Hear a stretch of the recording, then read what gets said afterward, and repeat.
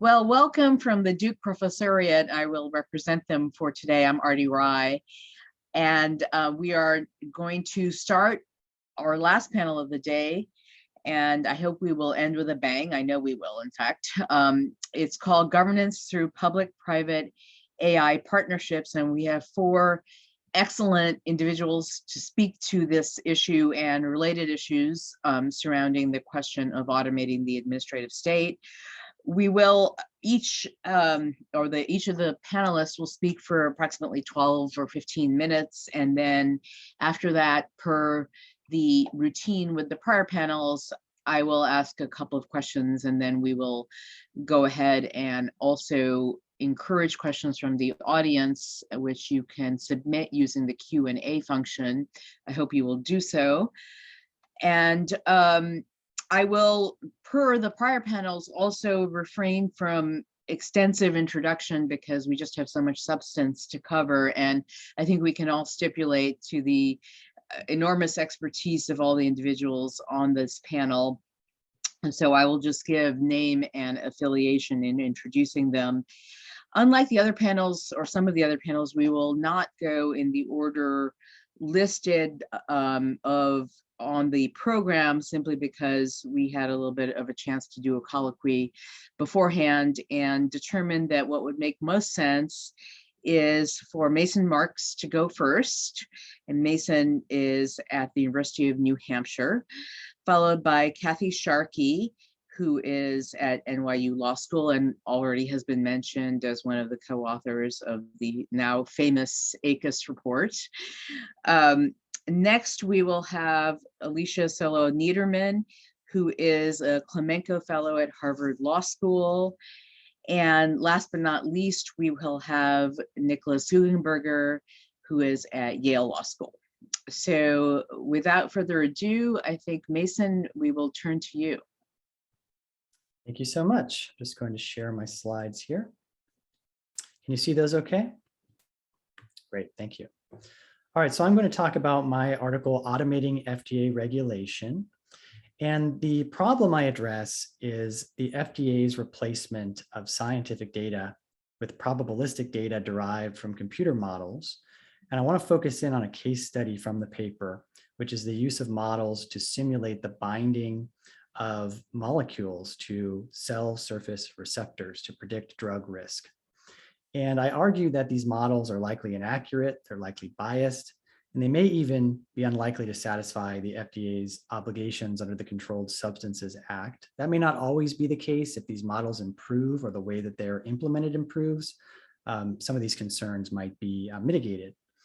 And a solution I propose is to incorporate some principles of AI ethics into the FDA's practices. A little bit of background. In the first half of the 20th century, Congress increased the FDA's powers in response to a series of public health disasters, like the sulfanilamide disaster and the thalidomide tragedy, which killed hundreds of people.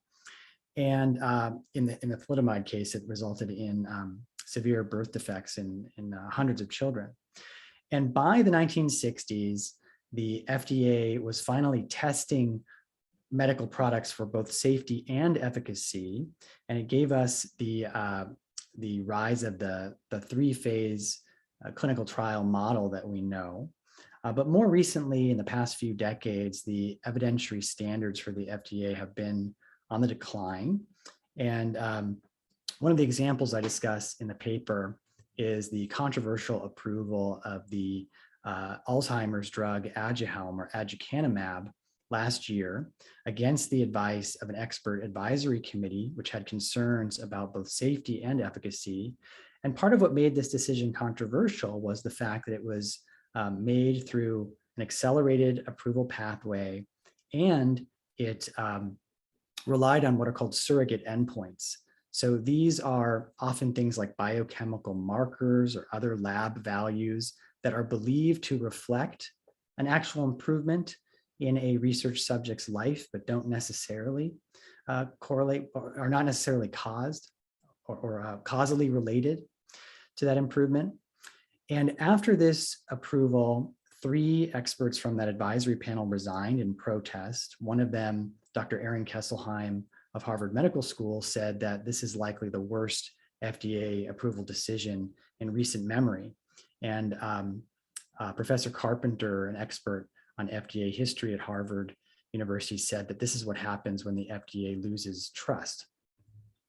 And one of the central arguments of my paper is that the FDA's adoption of computer models is an extension of this trend of using lower and lower quality evidence in regulatory decisions. And what I mean by computer models is just software that's used to model or simulate complex systems, which it could be anything from the universe to a hurricane or complex pieces of technology like a 747 or even parts of the human body.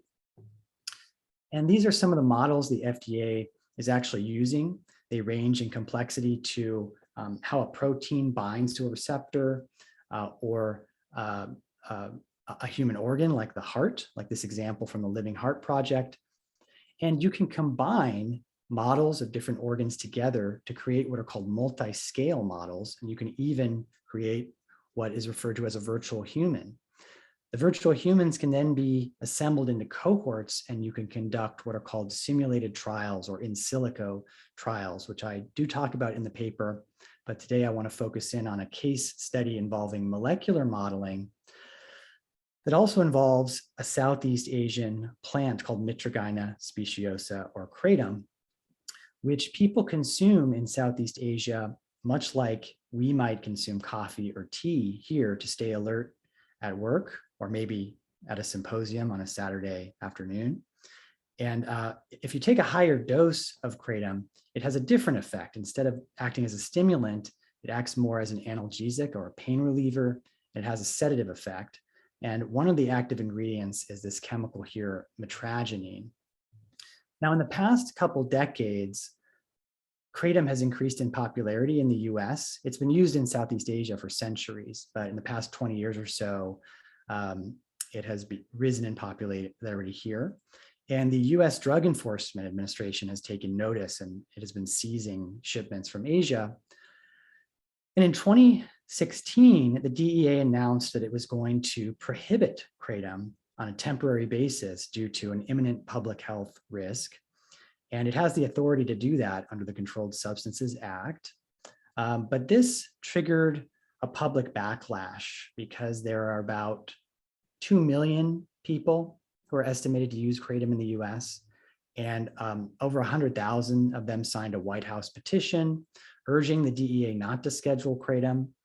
By schedule, I mean place it in Schedule 1 of the Controlled Substances List, which is the most heavily restricted category. It's effectively a ban. Over 50 members of Congress wrote a letter to the DEA urging it not to schedule Kratom. And about a handful of states passed consumer protection acts to protect their residents' right to access Kratom. This is where the FDA comes in. When it comes to drug control, the FDA plays a supporting role, sort of a secondary role compared to the DEA under the Controlled Substances Act. And it performs what's called an 8-factor analysis. It's a scientific analysis of the public health risk associated with the substance.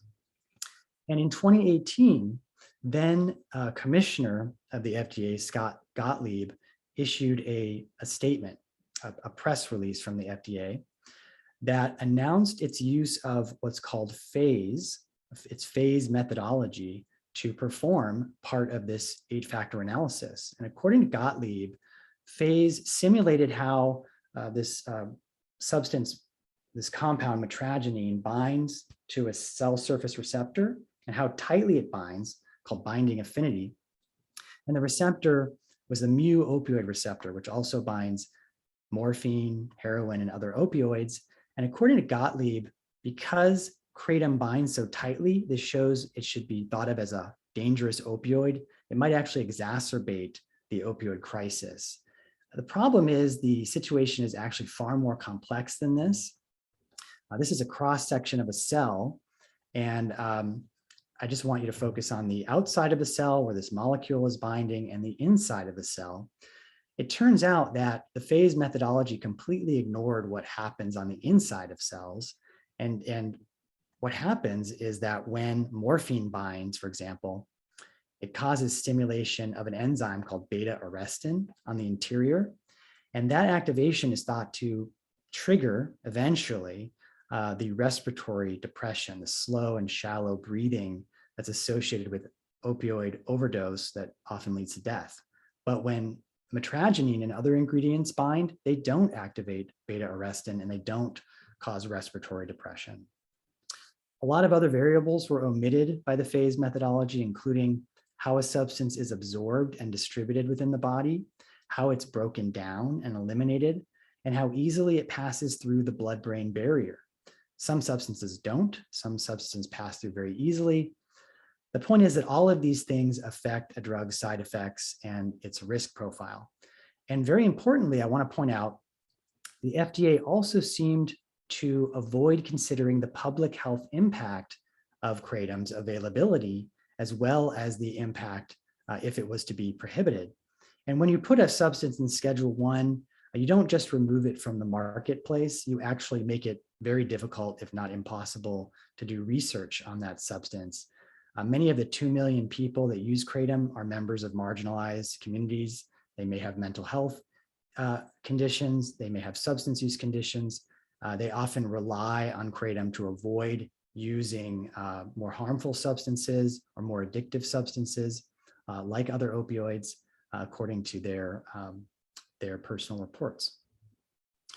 A few other concerns with these models: they're developed by a third-party drug company, and their logic is relatively opaque, as is the case with many black box algorithms. Since the report from Gottlieb came out in 2018, these algorithms have become a little bit more sophisticated. They now use natural language processing, a type of AI or machine learning, to analyze thousands of documents. And the data that they're trained on, this input data that trains the natural language processing, is incomplete and potentially biased. And a few examples are patent documents, which are not scientific documents per se. The information in them is not verified. They're not created in order to advance science as their primary goal. People write patent documents arguably to claim the largest swath of intellectual property as they can.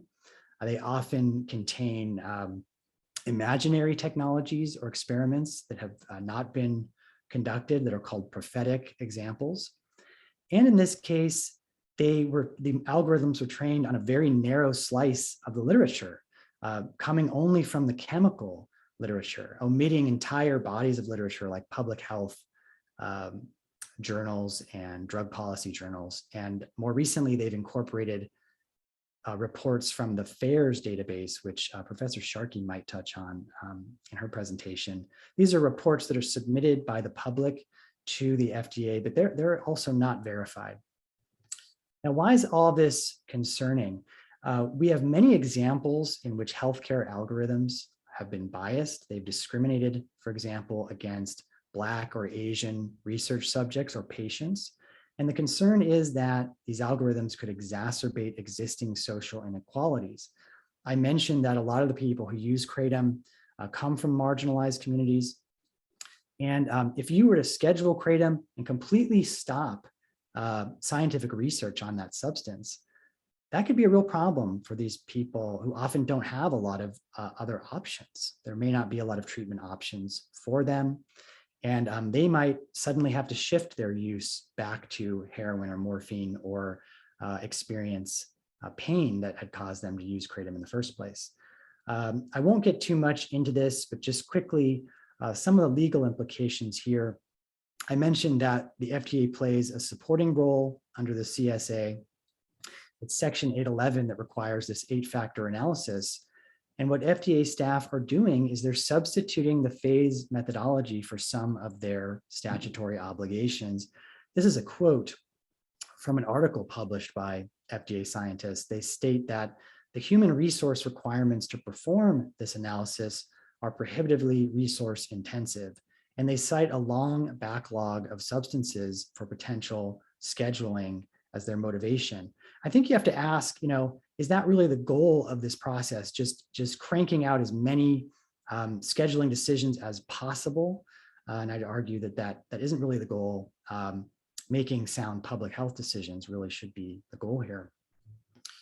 About 6 months after Gottlieb made that press release, the Department of Health and Human Services sent a letter to the DEA and said, do not schedule Kratom. And under the CSA, that decision is binding on the DEA. So both HHS and the DEA, which originally supported scheduling Kratom, they both backed down. And Assistant Secretary for Health Greg Giroir cited a relative lack of evidence and a substantial risk to public health of potentially scheduling the substance. And he also goes through some of the factors, and I really like this language here. These are factors from the 8-factor analysis. He cites the actual scale and degree of dependence or addiction. We need evidence that Kratom actually serves as a gateway. We need a valid prediction of how Kratom users might suffer. So to me, this suggests that he may be rejecting the use of probabilistic data from models that the FDA was relying on. And importantly, he also cites the nature of this risk. People may turn to suicide if they don't have access to Kratom. They may turn to opioids, and that could exacerbate the overdose crisis. So just to wrap up, some of the recommendations I make in the paper are that the FDA needs to start thinking more like an AI ethicist. It needs to promote both internal and external transparency, fairness, and explainability. It needs to reconceptualize how it thinks about risk so that it's considering the full spectrum of potential harms. And this includes the impact on marginalized communities. I just want to reference Professor Roncordas' paper regarding empathy. This decision makes me wonder where the empathy was for those people that rely on Kratom. And the FDA really should analyze the pedigree of the training data it's used. It should disclose what kind of information was used to train its algorithms. I had to really dig around to find that information. And part of the reason, I think, is that these models were developed by a third party outside the agency. And we really should be encouraging agencies to develop that expertise in-house, which will, in the long run, that's going to benefit society than just farming these systems out to private companies. And there are some agencies that serve as great models in this respect. Both the Environmental Protection Agency and the Patent Office, they at least try to use open source models that are developed in-house.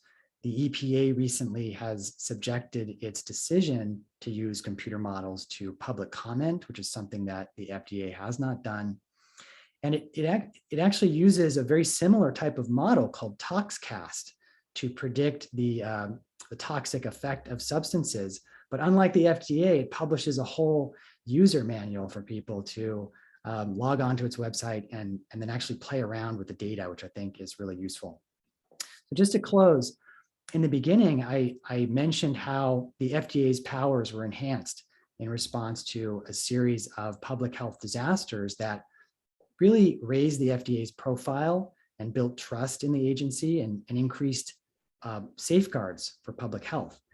We really shouldn't wait for an AI equivalent of the sulfanilamide disaster or the thalidomide tragedy, which I worry is coming before we implement similar safeguards for the use of models and artificial intelligence.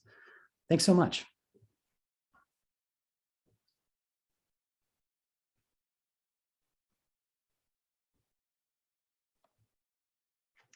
Arti, you're muted. Terrific. Next, we're going to have Kathy, who's already spoken, so she will speak again.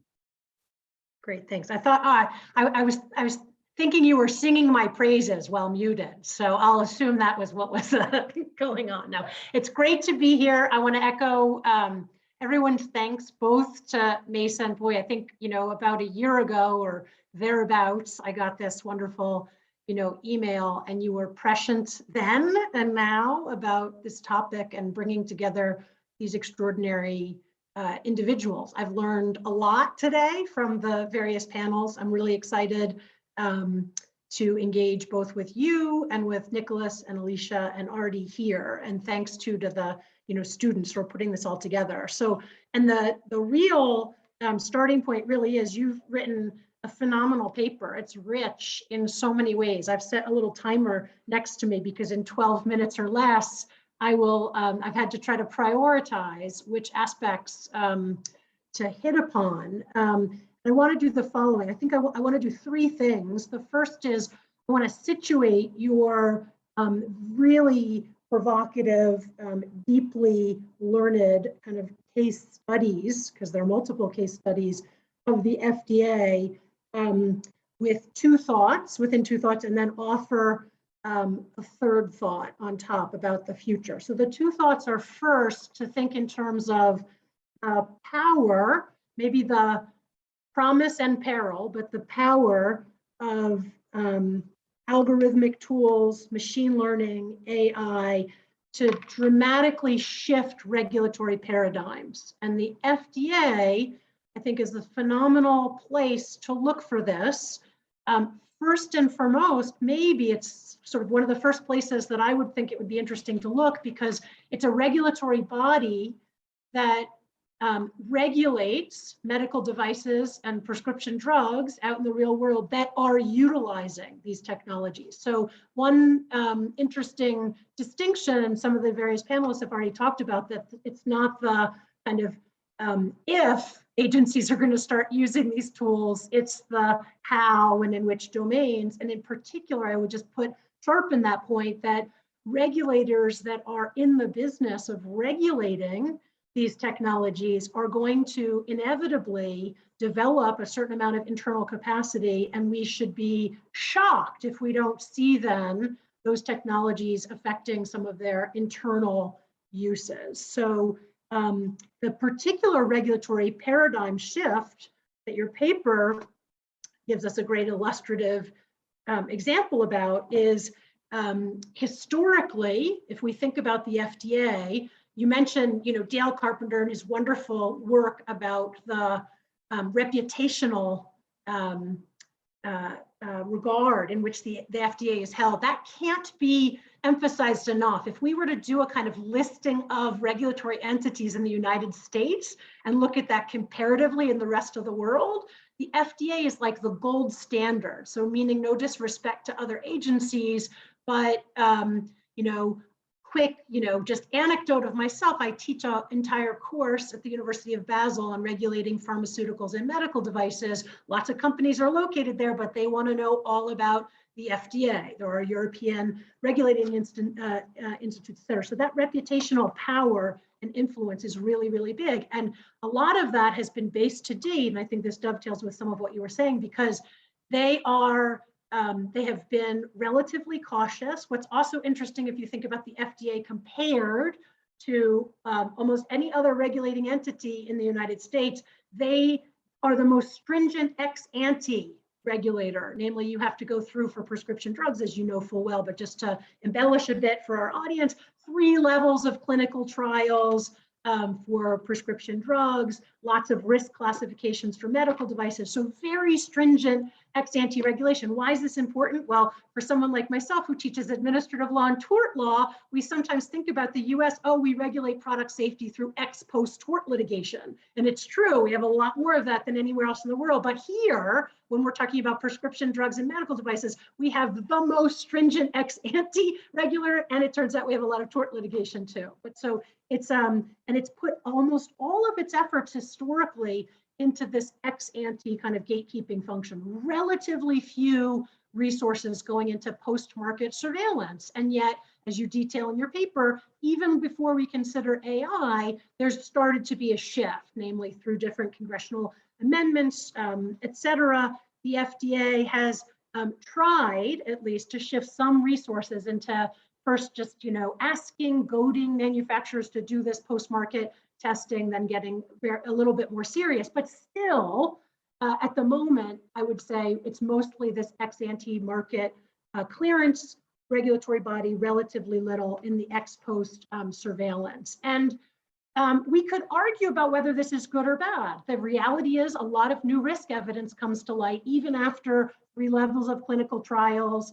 As you know full well, we want to kind of think through too before emphasizing, whether the new introduction of these tools inevitably leads towards like a trend of loss of trust, loss of faith in the FDA, some problems that are well known with clinical trials, right? They are not extremely diverse. There's lots of things that come to market that haven't been tested on the kinds of underrepresented, marginalized communities that becomes your kind of norm, that you have a lot of normative concern for. So there's problems with that existing situation, and there's a lot of problems too with relatively little post-market surveillance. Lots of new risk evidence comes to life, really inadequate mechanisms. You mentioned the FARs, the adverse events reporting, based on voluntary submission by healthcare professionals and mandatory by manufacturers, but there's got to be a better way. And so the sort of promise side of AI is that there are ways that if we, for example, utilize these tools in a dramatically more effective way for post-market surveillance, then we might be able to entertain some forms of alleviation of this ex-ante very high market. Many individuals, many patient groups protest the FDA because they're not allowing some drugs to market that would affect very marginalized populations because of the risks. But if they were able to target these things in the post-market surveillance, you get the point. So I think it's important, to think about that framing mechanism. And then the second, related specifically to the use of these machine learning AI tools, comes back to focus on this internal capacity building. And here I'm all of a piece with you with regard to thinking, and I take you to be as sort of like a lot of promise side of AI could be in the in-house development you mentioned, using open source coding. And there is, it's interesting here because I think the FDA, again, to my mind, to sort of surprising extent, has done in a, to date, maybe experimental, maybe somewhat siloed fashion, has done this kind of internal capacity building. So, for example, you mentioned the kind of NLP tool being used to see what they could harness from these adverse event reports. What that was good at was trying to help the agency prioritize, where there might be new threats, et cetera, but there are obviously limitations to that technology. I think the FDA has fully recognized, in fact, there was an internal split, so to speak, that we uncovered when we delved into the FDA as part of the government by algorithm and put in broad brushstrokes. One path would be continuing to develop these NLP-like tools, try to do more and more with them, try to get better training, data for them. But at the end of the day, the kind of road not taken, or I'll argue the road the FDA started some halting steps towards, is I think a much more promising road, which is a road that has to do with reconceiving the mission of the FDA, reconceiving its ability to get what they called internally fit for purpose data. So not relying on text-based adverse event reports that are very faulty because they're incomplete, because they're coming on a voluntary basis, and thinking much more about direct ways, right, to get the data from real world, from people in real time. And I think that those kinds of experiments that they were having, one experiment just to mention that that we uncovered in our report within FDA, there was something called INFORMED.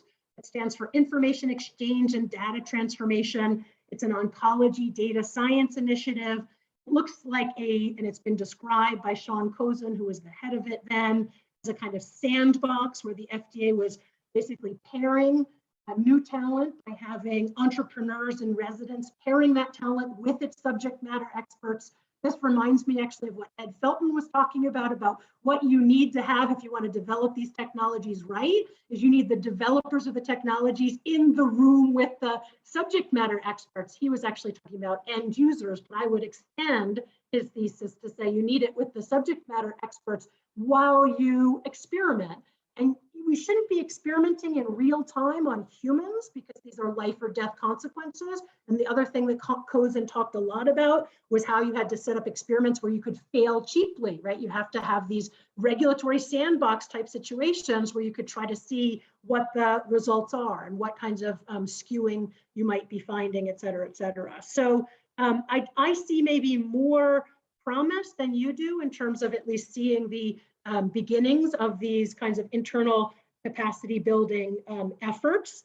I would argue here we're going to see another kind of transformation in the regulatory mission of the FDA. Most people think about the FDA as a safety health regulator. They become increasingly an information regulator, at least a medical information regulator. And I think that's really important to note. The final additional point I just want to throw out there, and it is a kind of it is an overt pitch too for the next ACA study that I'm undertaking that's just been launched, which is going to be looking at AI in retrospective review. And the reason I think it's important just to bring up here is that there's a way in which to gesture back to Ryan Kalow's paper, Modeling Through. There's a way in which he, I think, very charitably describes the government by algorithm ACA study that I did along with David Engstrom and Daniel Ho and Tino Cuellar as kind of using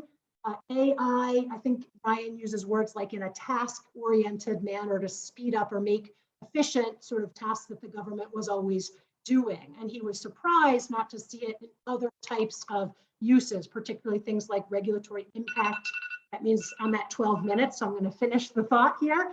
Regulatory impact, cost benefit analysis, and the like. And one of the things, just to step back and it's made me reflect on, that government by algorithm project focuses, although there's this deep dive into looking at the beginnings of what the FDA is doing, focuses primarily on enforcement and adjudication and kind of the world of rulemaking and what might be happening in that domain was largely not addressed. And the AI for retrospective review came about because post that study, I uncovered a pilot going on in HHS where they were utilizing an AI tool to do the beginnings of things like retrospective review, like burden impact assessment and the like. And I think, we're at the beginnings of this project. I'm working with 2 NYU students, Kevin and Giancarlo, who are attending, if they can, parts of this seminar. And under the hood there, in terms of what we'll call these maybe second generational uses of AI, I'm not going to suggest that what we've uncovered will fully satisfy both yours and other concerns that have been raised, but they might give more, they might encourage others into what I'm going to call the Cass, Harry, Catherine camp. And the reason I'm going to do that, I like alliteration, but also I like associating myself with luminaries, Cass Sunstein and Carrie Coglianese, but each of them, I think, were more in the promise of these technologies, but I think they also are quite realistic. But I think that some of what we're seeing is actually a kind of appropriately experimental framework within government, move towards understanding very much if we're going to move from siloed experiments to more comprehensive approaches across agencies, that open source is really, really important, that things like explainability and the like, and things like being very attuned to the types of training data. So I will end there and look forward to engaging with my fellow panelists. So Kathy, would that every panel that I ran have panelists who had their own self-imposed time limits? Wow, that's very impressive. So not that no pressure on the 2 subsequent speakers, but that was impressive. I was not keeping track, and there you were keeping track of yourself. Okay, all right. Next we have Alicia. Hi, thank you so much. And Catherine, that sounds like a fascinating project you're undertaking, if I may say so. So thank you for undertaking it and for the prior project ACAS report as well. I'm so grateful for today, truly. I know I said that before, but I have so many thoughts already about ways to rework nascent bubbling projects, and it's just been a wonderful day. And so in the interest of continuing to foster dialogue among us, which I almost always think is the most interesting part of panels, I don't have a timer, but I'm going to try to be brief and be under time nonetheless, and aim for more in the mode of sketching out ideas for questions and conversations, and ways in which we might open up, kind of in a John Dewey sense, different ways of framing the problem space that I hope might be productive, even if it opens up new and tricky cans of worms at the same time. So with that said, I am coming at the question of public-private partnerships in AI today from a slightly different angle. And that's the angle of vertical federalism. Now, these questions draw a bit from a project that I'm delighted to be working on with actually David Freeman Ingstrong, the moderator from today's first panel. But these comments are my own. I don't speak for him, and I should bear any blame or credit. I dare say that either of us would be pleased to speak further about this project or other connections that federalism and algorithms might spark. But turning now to the topic at hand, why am I talking about federalism and vertical levels of government at all? If you're like me, when you picture the administrative state, you probably think of the federal government. You think of something like maybe the offices that are lining Pennsylvania Avenue in DC, or the APA, or the coordination of national interests through congressional delegations to federal agencies, and so forth. And this more traditional image of administrative law is certainly centered in the nation's capital. But it turns out that this mental model is misguided in an important sense. And I think it's one that matters for emerging technology in general and AI in particular. The federal government, the bureaucracy, isn't really centered in DC. In a 2020 Brookings Institute report, it turns out that 24 million people who are involved in military, public, and national service, about 16 million, 2/3, are employed in state and local governments. And that means that most people whose employment relates to public service are actually working at the sub-federal level. So the typical mental model of the administrative state and federal agencies risks obscuring this point, that there's a lot happening in our states and localities. And that's true not just across the board, but also more particularly for automation of the administrative state, the topic of our symposium today. But this context for AI development and deployment tends to go unrecognized. Now, sometimes it's unrecognized because it doesn't seem like as much of an issue. I think the FDA might actually be an example, as Mason develops in his wonderful draft. Something like the approval of a new drug or medical device is naturally a more centralized government function. It just wouldn't make much sense in our United States to talk about one medical device assessment in California and a totally distinct process in, say, Texas. But not every government function is centralized in this way. For instance, if an agency relies on an automated system to choose regulatory targets and allocate public benefits, or if a law enforcement officer relies on facial recognition or a predictive policing tool, we have a rather different story. Something like automation of welfare benefits, or the judge's reliance on a risk assessment tool for determinations about bail or sentencing, entails a far more decentralized process. And that's where AI's federalism problem, as I'm thinking of it, comes in. Many of these sub-federal uses of AI and automation tend to be more controversial ones where the state's flexing its authority to assign burdens or distribute benefits. And at the same time, state and local governments may have far less technical capacity than, for instance, a federal agency like the FDA or the PTO that is building AI tools within the agency. These sub-federal actors may also have budgetary or political imperatives that are meaningfully distinct from those of federal counterparts. They may also be embedded in a relationship with federal actors. I have in mind something like the vast literature on cooperative federalism, or what Jessica Bowman-Posen and Heather Gergen have termed, uncooperative federalism, in ways that are quite distinct from federal actors' relationships to one another. And as a result, I think the nature of public-private partnerships may be quite different at the sub-federal level. State and local actors, especially those who are facing economic pressures or those driven by, for instance, a state governor's retrenchment agenda, may rely more on private actors for off-the-shelf tools in the name of efficiency or cost savings. These sub-federal actors may also have less leverage to push back against developers' proprietary claims or less bandwidth to negotiate contract terms. At the same time, under the structure of our federalism, as the phrase goes, Congress and federal courts have limited power to direct sub-federal government action and to thereby compel accountability, particularly when it comes to traditionally local functions like policing. And all of these dynamics folded together set the stage for public-private partnerships on the ground at this sub-federal level. This is a very tangled and complex web of issues, which is why I'm working on it with David as part of this broader project that I mentioned at the outset. My goal today is rather more basic, to direct attention to this underlying question.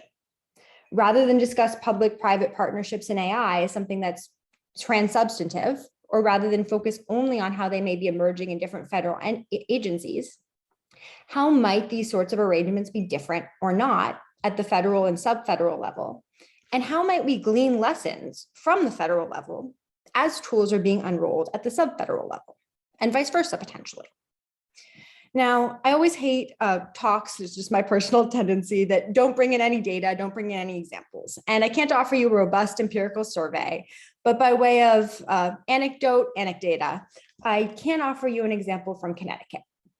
So I've been very fortunate to work with the students at the Yale Law School's Media Freedom and Information Access Clinic, MAFIA for short, on a set of state freedom of information requests seeking records on Connecticut's use of algorithms. And over the last year or so, we filed requests concerning the use of AI by 3 state agencies: Education, Children and Families, and Administrative Services. And for the complete requests and discussion of the outcomes, I commend the clinic's report to you. I think the students did a really wonderful job. For today, I'll focus on the results from just one agency, the Department of Children and Families, or DCF. At the time of our FOIA request, there were signals that the department used what's known as the Eckerd Rapid Safety Feedback Model, which is an instrument that incorporates an algorithm produced by a private firm known as Mindshare to inform child welfare determinations. That fact was of interest because the same Eckerd model had previously come under fire for its use in Illinois, where it was revealed that it had rather troubling inaccuracies and, in the words of an executive, failed to make a difference in outcomes. It just didn't work, didn't do what it said it would do. And the problem is, or you might wonder, when we asked the Connecticut DCF to share information about its use of algorithms in child welfare predictions, what did we find? In one sense, not too much.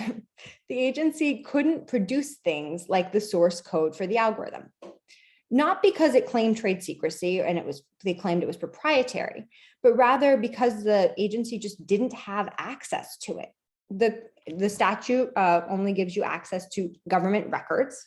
Because the code was entirely in the hands of the private developer, it simply didn't fall under the statutory definition of a record. In addition, the agency appears to have relied primarily on the vendor's validation of the tool. Now, in this sense, the agency's reliance on private development and oversight raises many of those exact same accountability concerns that we see in the federal context. The concerns Mason raised. There was questions about bias, questions about what kinds of data the private actor may or may not be including in its assessments, and how that affects a model's output. There are also, of course, trade secrecy worries. Whenever I see these kinds of private tools being used, I always wonder, what is the provenance of the data? For instance, a fair number of these tools actually seem to be developed from Florida data, interestingly, and I always wonder how generalizable is that data when it's applied in another setting. So those are kind of across the board data validation questions. But in another sense, I think we can learn a lot from the DCF response that suggests the subfederal experience might be distinct. One of the most interesting findings, at least to me, is that the agency didn't produce any procurement-related records in response to the FOI request. And that's notable because our request specifically sought requests for proposals, or RFPs.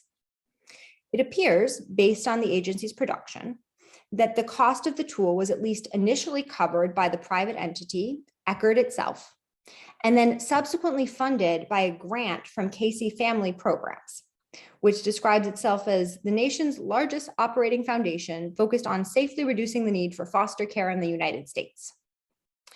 In other words, this combined private funding and organizational grant rooted around the typical procurement process and supported a state agency's adoption of a private tool in a high-stakes context, child welfare, that involves both federal and sub-federal actors.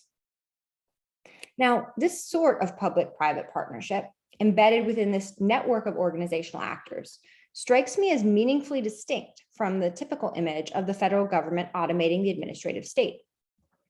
Nor is it clear that conventional federalism moves can do much to ensure accountability over these sorts of regulatory relationships, especially when it's terribly difficult to study them and get good data on them in the first instance.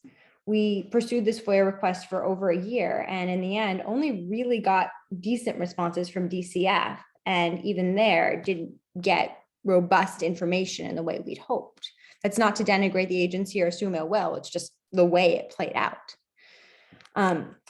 This way of telling the story, I think, is important because it pushes past more conventional concerns about privatization and the boosterism that can position innovation as a pure benefit. By thinking in more local terms, we gain insight into the ways that the means, financial and technological, the motives of sub-federal actors, and the methods for top-down oversight and accountability of sub-federal actors may be different from federal relationships, and how this all gets embedded in this very complex web of federalism doctrines and theories. My perspective is that our understanding of public-private partnerships in AI cannot be understood across the board. We have to start thinking in terms of administrative states in order to understand how tools are being used and how public and private power might be deployed in context. And with that, I will stop and turn it over to our next speaker. Terrific. Thanks so much, Alicia. So Nikolas, you are going to bring it home. Thank you so much. Thank you for having me. Mason, thank you so much for sharing this wonderful piece. This is really a work of art already. And I don't think there's much that one at this stage could improve, or it needs at least not much I could contribute that would improve that piece any further. I want to draw attention to sort of the inverse relationship of how should we regulate AI, namely, what are the implications of the emergence of AI on regulation?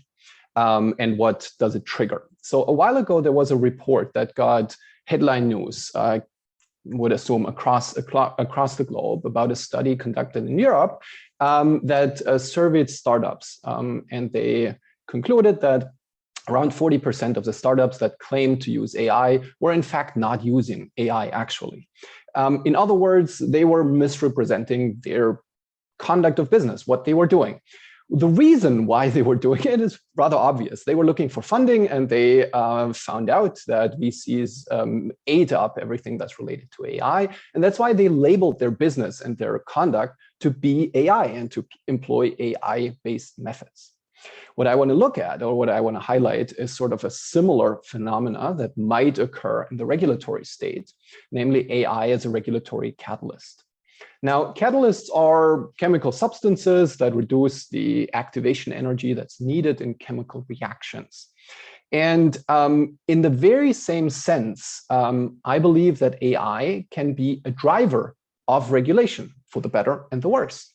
And that's what I mean by turning the question on its head, not what parts of AI do we need to regulate, how do we need to regulate them, but in what way does the emergence of AI lead to certain aspects, to certain types of regulation, or open a window for regulation, if you want. It is a question that deals with what or how AI makes certain regulations, certain reforms politically possible that would otherwise not be on the wall. Now, none of that were surprising if the proposals that we saw emerge around the topic of AI, around in various jurisdictions, would narrowly address the types of concerns that are immediately related to the use of AI. It'd be completely natural, right? We see AI emerge, there are certain problems that are immediately tied to the use of AI, and those are countered. What I'm more interested in is sort of what goes beyond that. And several regulatory proposals and parts of the regulatory agenda that Mason foresees also fall into that category, namely that they address concerns that are much, much broader than AI, but look at them through an AI lens and might therefore create a political opportunity window for regulatory opportunity, if you want, to address these issues of more general concern. The rest of my remarks I'll try to keep brief, but I do want to stress three different aspects here.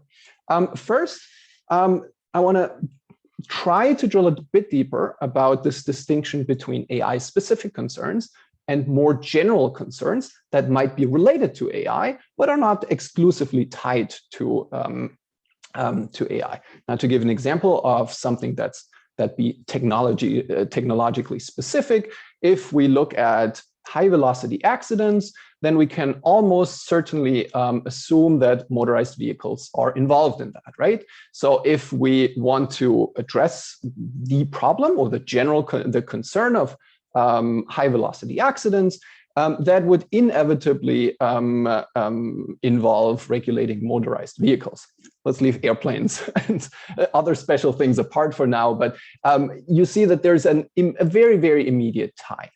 Now, if we look at certain things that are discussed in the context of AI, it is notable that many of those issues are not so narrowly tied to the use of AI. And I'll try to build on the excellent explanations that Mason offers around bias, if you have the paper with you at page 15, 16.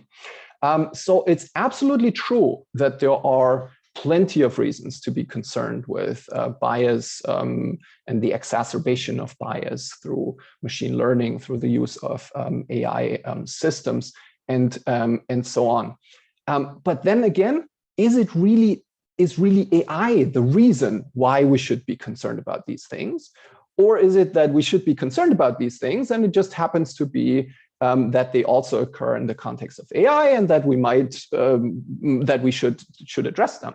If we look specifically at the area of medicine, since it's an FDA paper here, I mean, medicine has a extremely long history of bias, of discrimination that's completely independent of any use of AI, and if you want to go further, even of any use of anything that we would consider modern technology at the moment. Psychology is not much different. Many of the defining experiments in the field have been conducted at elite colleges and universities. The suspects were college students, were university students. If we go a bit further back, then it was very narrowly limited to US and European campuses. So we get a very skewed basis to work with. Again, no AI involved whatsoever. So what is AI specific, really? And Mason already mentions a couple of things that I don't want to repeat, but maybe to summarize, there's a certain element of scale, and from scale resulting salience of certain problems, certainly. Related to that, I think there's also an immediate connection between AI and certain occurrences of discrimination and of bias, is that the usage and reliance on these tools leads to a concentration of decision-making capacity. And therefore, like one biased algorithm has impacts on a lot more people than one biased person or decider would have. Another thing that I wanted to add is that something that's AI specific is that the legal framework is really not designed for AI, which means that the AI specific thing is that we don't have the protections that we usually have in place to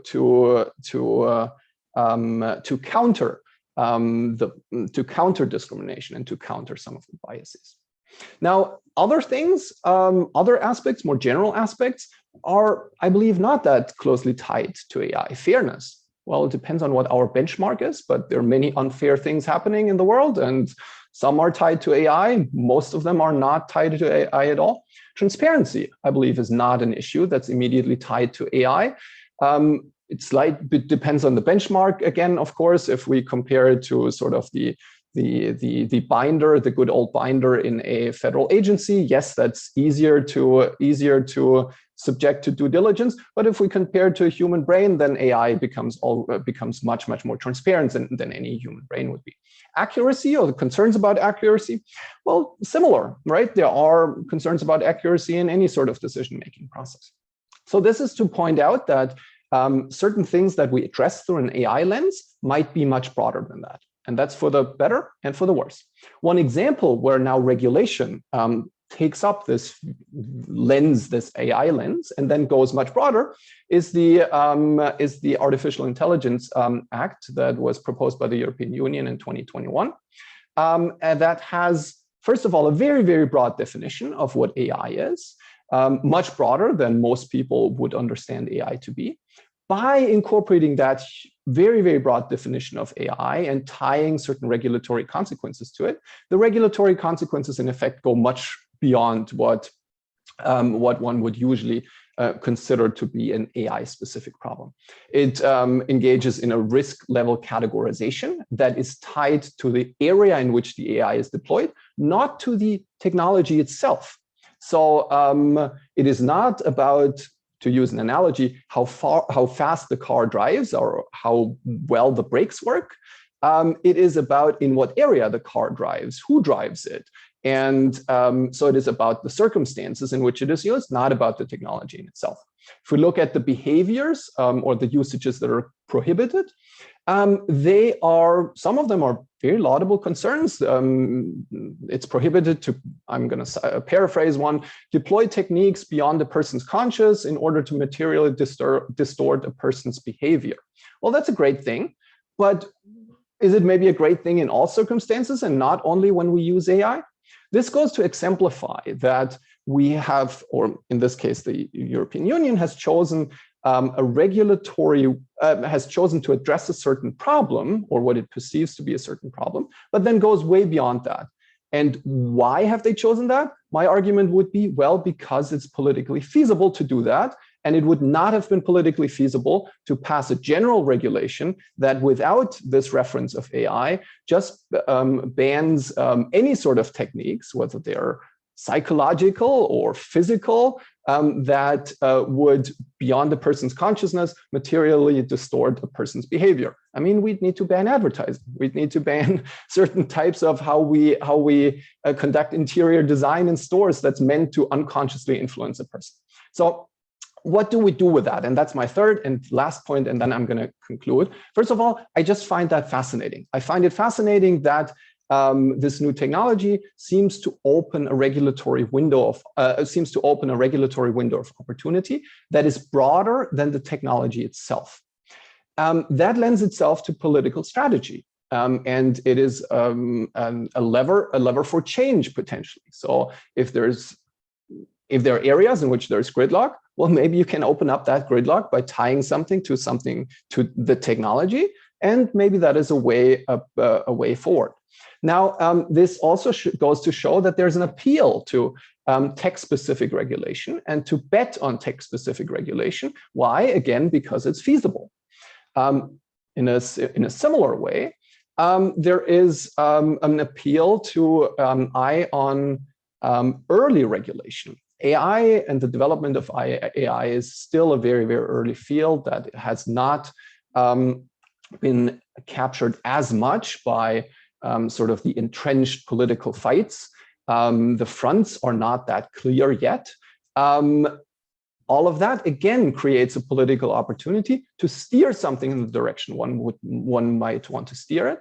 And last, as a cautionary point, I think it also requires to be cognizant of the enormous effects beyond AI and beyond the immediate regulation that regulation can have that is proposed to rein in AI. And with that, I am much looking forward to the conversation. And again, thank you so much.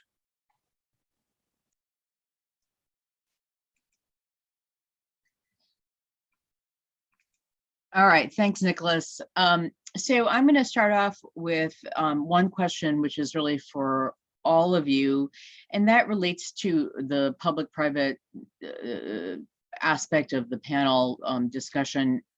Is the public-private distinction that, with which we're framing this panel, is it the right way to think about the problem or the challenge of getting accurate AI into the government, or is the issue more internal to the specific agency involved, such that, for example, going back to Kathy's point about certain agencies kind of necessarily being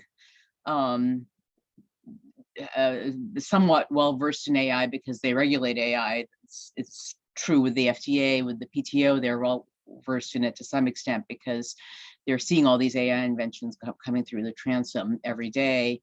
And the reason that came to mind was when I was listening to what Alicia was saying, I was thinking that to some extent, these state agencies, these sub-federal actors are more budget constrained and perhaps less sophisticated, but it's also the nature of the agency involved. So when you're talking about a child welfare agency, it's not going to be as sophisticated as an agency that regulates drugs, we happen to do that at the federal level, but if we did it at the state level, it probably wouldn't be as sophisticated technologically. So I want to think about that vertical of area of agency. We see state agencies like in Pennsylvania, Allegheny County is developing algorithms for child welfare at the county and state level. And so I think, if I may, I don't want to jump in, but it's exciting. No, go ahead. Go. Interesting.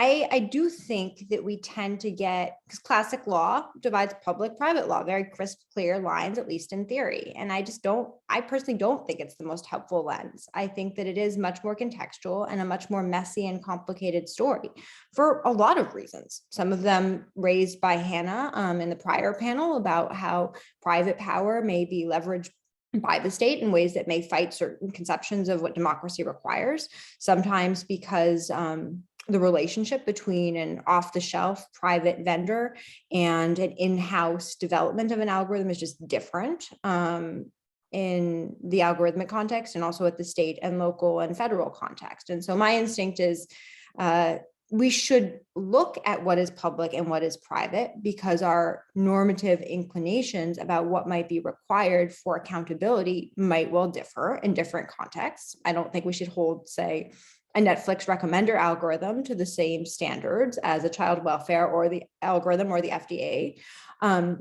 But I do think that it is contextual. And I don't know that it's always as clear and clean cut of federal agencies are doing more sophisticated things. State agencies are doing less sophisticated things, although sometimes the broader point is we just don't know. We don't have enough data on what state and local agencies are actually doing. Great. Anyone else want to? Yeah, I'll just defend the distinction, the public-private distinction a bit. I think I think it was Danielle Citron, or that could have been Ryan Kalo, or maybe it was both of them, that said that AI lends an air of legitimacy to agency decision, a veil of legitimacy. And my concern is that with AI, that veil becomes more opaque when it's developed by a private entity due to the trade secrecy concerns, the lack of access to the training data that Alicia mentioned. So I think in the AI case specifically, that's why it's so important for these technologies to be developed in-house I think to me, it's striking that there are agencies that have almost pledged to do that because they see the concern of relying on third parties to do this. And it's interesting that I showed a couple examples of models. Some of them are over a decade old. They're more kind of primitive in a way. Those were developed by the FDA, and it makes them available for free to anyone who wants to submit a regulatory submission to the agency. They can use those models, but as the models have become more sophisticated, we increasingly see the FDA relying on the manufacturers themselves to create the model, validate the model, and that I see as a huge problem.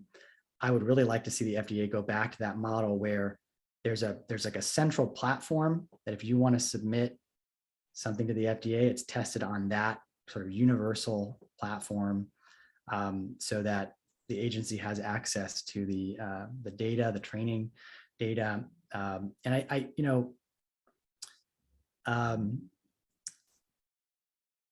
that's where we need to. That's the direction which I'd like to see this headed, but we're headed in the opposite direction. So Mason, can I just press you on that just for a moment? That's absolutely, I mean, I've written to the same effect with respect to the PTO. I applaud their work in developing some of their, doing their work in-house and being open source about it. But not all agencies are equipped to do that. I mean, I don't know that kudos to the Pennsylvania Child Welfare Agency that has the ability perhaps to do that, but a lot of agencies just aren't equipped, and they would develop very poor stuff if they did try to do it. And so what does one do in that situation? I think it's true, we need more funding. Congress should fund these projects inside agencies, but if they can't do it the right way, then I think perhaps they shouldn't do it at all. Okay. All right. May I just echo that? I think at the state and local level too, if you can't do it the right way, perhaps you shouldn't do it at all. I think that's generally a good lesson. You should think about how you're affecting people and whether you can properly validate before you deploy an algorithmic solution. Could I just jump in with, Please. So I just think, I think we should be cautious before there's been a full, so what's interesting, HHS now has a chief AI officer, and they've put out some things about AI strategy. And one of the things they want to do is inventory all the use cases, et cetera. But I just think we should be a little cautious. I mean, Mason, so here I'll be maybe a little bit of pushback. So it's nothing, I think your article is wonderful, really, really good. I'm not sure I agree with your ultimate conclusion that you've shown that we're heading down this dark path. So just to put up some sort of counter examples, but for right now, they're just examples. And I think I would say, we'll know, time will tell, maybe. So I'm not ready to agree normatively that we're going down this dark path. So the FDA has a memorandum of understanding with NIST, the National Institute for Science and Technology, which for years, with lots of different stakeholders, have been holding conferences, trying to build a trustworthy AI framework. They're all about, actually, I remember meeting with someone from NIST at the beginnings years ago of this, who was saying, I don't really know what's meant by we need AI ethics. They now have sophisticated conferences about what that means and what it would mean for standards and technology.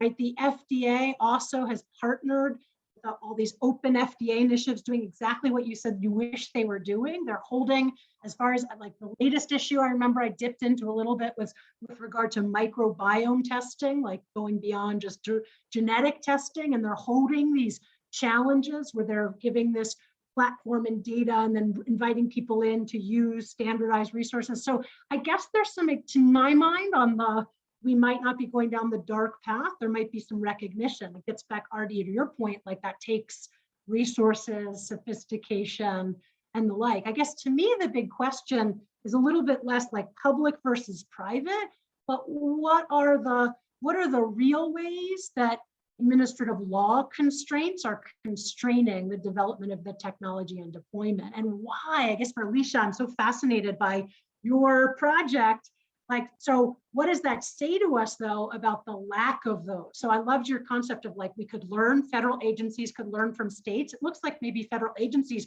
could learn a lot about how not to do this. Like, I can't imagine a federal agency deploying a tool that it goes into rulemaking, and then during notice and comment, someone asks a question about it, and it says, sorry, proprietary, or I have no idea, or I don't know where the data, that just wouldn't fly under anyone's conception of administrative law. So I think that's, to me, that's what's intriguing, is sort of, yeah, it remains to be seen, even in the federal context, like what will judges and judicial review mean by explainability, but they're going to mean something other than that.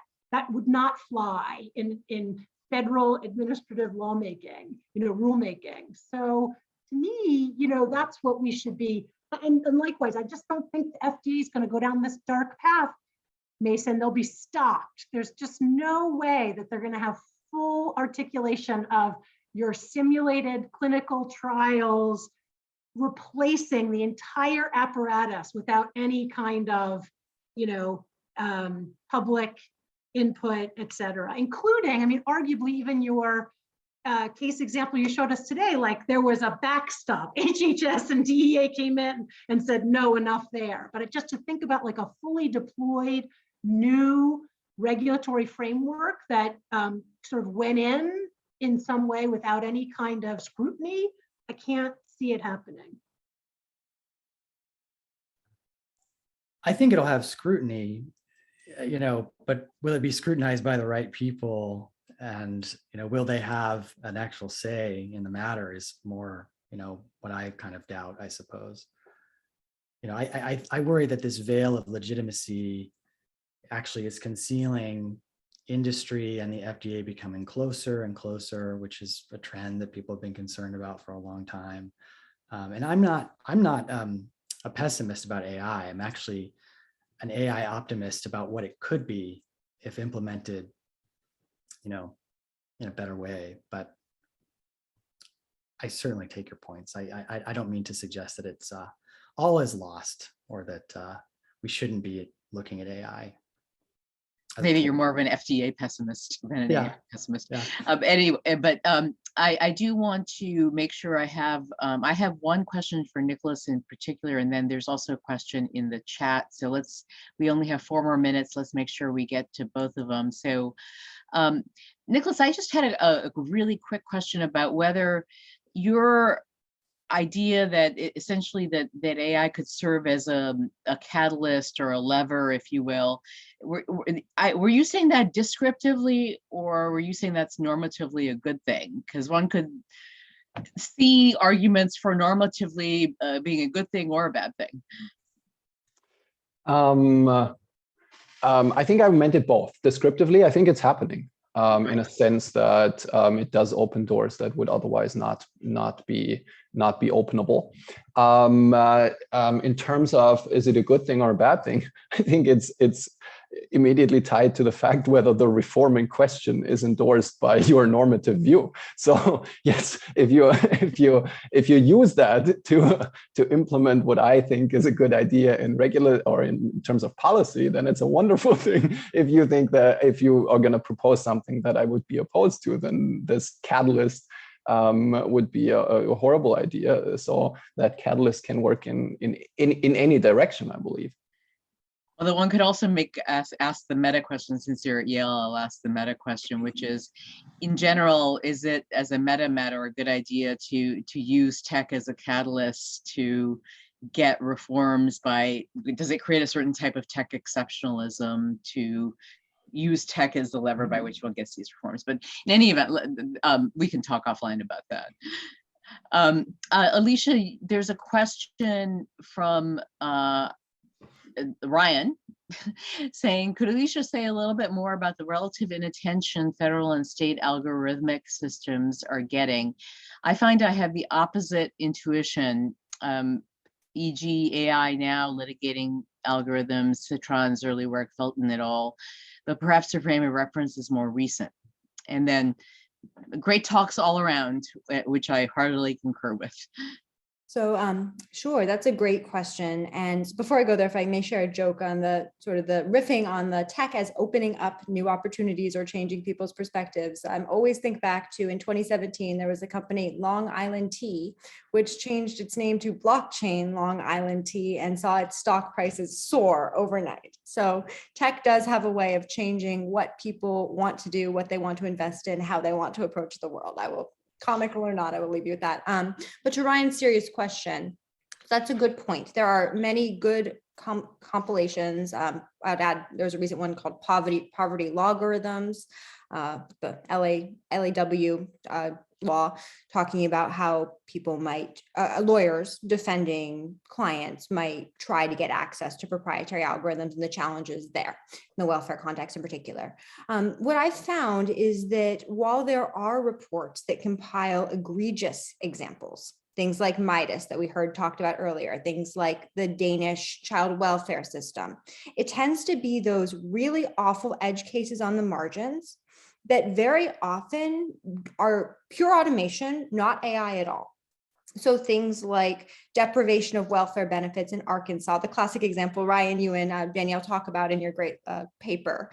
And so I haven't, when I say there's a dearth of data with respect to what state and local agencies are doing, it feels to me you have to go very much retail, process by process, state by state, individual FOIA requests to get any kind of comprehensive picture on what's happening at the sub-federal level.